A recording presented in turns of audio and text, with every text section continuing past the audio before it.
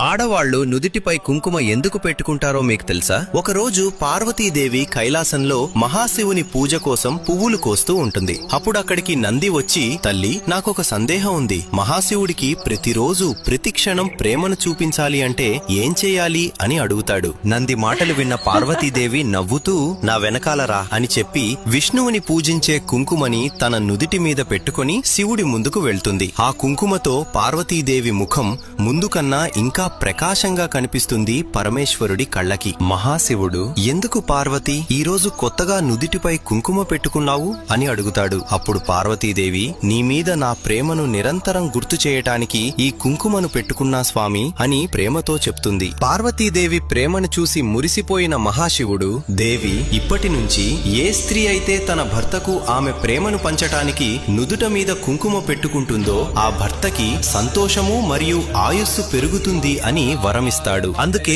ఆ రోజు నుంచి ఈ రోజు వరకు ఆడవాళ్లు నుదుట మీద కుంకుమ పెట్టుకుంటూ వారి భర్తల ఆయుస్సుని పెంచుతున్నారు. మీరు శివభక్తులు అయితే ఓం నమః శివాయ అని కామెంట్ చేయండి.